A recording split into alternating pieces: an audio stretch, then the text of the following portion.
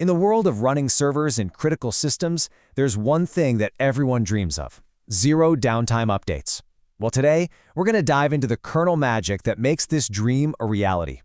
We're talking about live patching, the art of performing open-heart surgery on a running system. Let's just start with a really simple question. What if you never, ever had to reboot your server again? I mean, really think about that.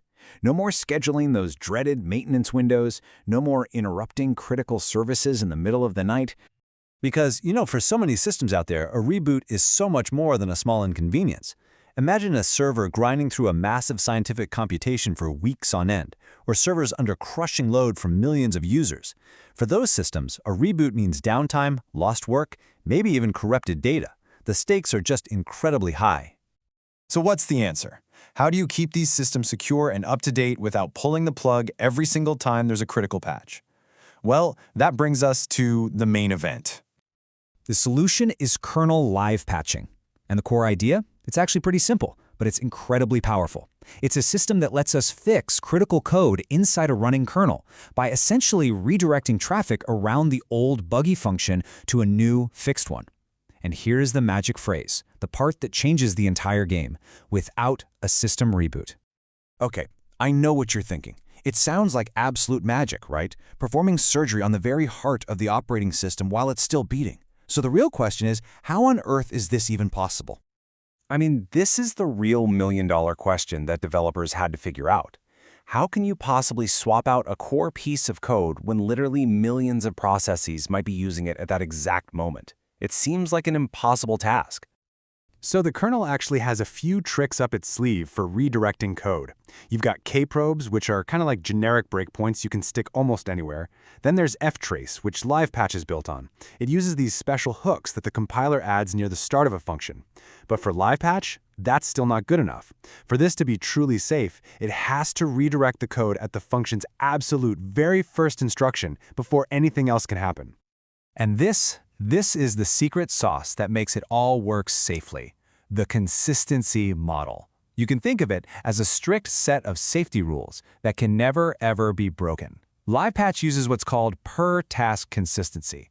So instead of trying to flip a giant switch and patch the whole system at once, which would be total chaos, it looks at every single running process, one by one, and decides if it's safe to switch that specific process over to the new code.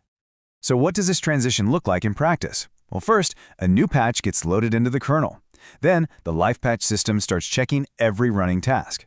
It uses something called stack tracing to see if any process is currently inside the old code that's about to be replaced. If a task is safe, meaning it's not using the old function, bam, it's immediately switched over to the new one. And over just a few seconds, all the tasks naturally move over to the patch state. And just like that, the transition is done. No reboots, no interruptions. Okay, so patching a live kernel once is amazing. But what happens when there's another vulnerability a week later, and another security fix after that? Well, this leads us to the next big evolution of the problem. You see, applying one patch is great, but when you start stacking multiple patches on top of each other, especially when they depend on each other or even touch the same bits of code, well, it can turn into a complete maintenance nightmare. How do you keep track of the order? What happens if you need to roll one back but not the others? It gets messy fast. The solution to this is just so elegant. It's called cumulative patches, and it's powered by a feature called atomic replace. The idea is brilliant. Instead of layering patch after patch, you just create one single new cumulative patch that contains all the fixes you want. Then, when you apply it, it replaces all the old live patches at once in one single safe atomic operation. And the benefits here are huge. You're slashing complexity because you no longer have these long, fragile chains of patches. You can even get a performance boost because any old functions that don't need to be patched anymore get their redirection hooks completely removed. And for the developers writing these patches, oh man, it makes their lives so much easier. Yeah, check out this quote from the documentation. It really says it all. The livepatch authors might maintain sources only for one cumulative patch. It helps to keep the patch consistent while adding or removing various fixes or features. It basically transforms this messy history of changes into one clean current state. But wait, there's more. Live patching isn't just about swapping one function for another. It comes with some serious power tools for handling way more complex situations. First up, we have something called shadow variables. Okay, so imagine you need to add, say, a new counter to a core kernel data structure. You can't just change the original structure, right? That would break everything that uses it. Shadow variables lets you attach this new shadow data on the side, almost like a sticky note. The original structure is completely untouched, but your new patch code can now read and write this extra information safely. And next, we have what the docs call a power feature, callbacks. These are for the really tricky problems. Like, what if you need to safely update some global data that's being used all over the system? Or what if the function you need to patch only runs once when a device is plugged in?